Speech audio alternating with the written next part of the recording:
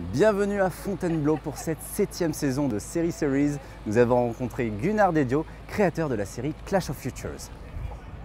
Hi. Hi.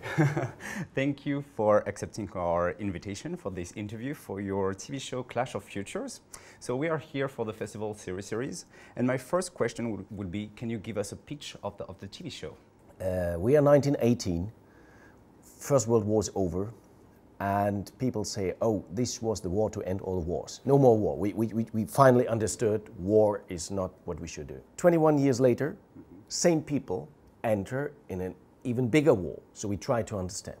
So we go into this year of 1918, and we picked 13 main characters in France, UK, Russia, Italy, Germany, Sweden, US, and we have their letters, their diaries, so we know in every instant what they were going through.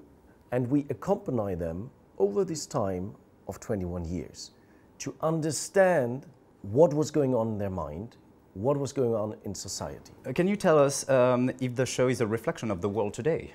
In order to explain that, we created social media campaign where we took like 50 news headlines out of that time.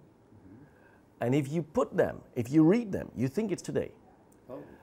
And afterwards we have a small film of a minute where you see, oh no, it's not today, it's 100 years ago. But we played with this parallel, with this felt parallel history. Also because I think it's our responsibility to try to learn out of the past. And you say, can we please not repeat the same pattern? We have a problem, so let's go to the extremes to make the problem bigger. And like you said, there are 13 main characters. Wasn't it too hard to balance all of them together with the same level of plots, or? Yes, that was hard. It was a long work of picking first the characters, because as in fiction you build your characters as you need them. We can't do that because our decision was we take real characters. It was necessary for the authors to pick the right characters and to make a decision to say, okay, this character goes through. It's a visual character, it's a dramatic character. It fits with 12 other characters, so that if we see that in parallel, it's not repeating all the time, but it's matching, complementary. Also, you use archives, pictures and films during the TV show. Like, yes. How was the work to come up with all of those pictures and photos? We are crazy for history. So we have an archive department with great people like archive nerds. I think there are kind of 70, 80 different archive sources used in that series, just to find the right matching film for this series. It's not only about finding it, but it's also about restoring it to make it fit, to give back the taste of the time, because at the time when you were seeing it, it was fresh. It didn't look scratched. So we put a lot of effort into finding it, into restoring it, into matching it with our scenes.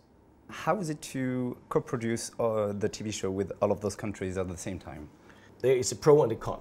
Mm-hmm. What is important for us is we really want the national perspective. So we need people out of these different countries to just be a sparringspartner, to help us, that we not overseeing things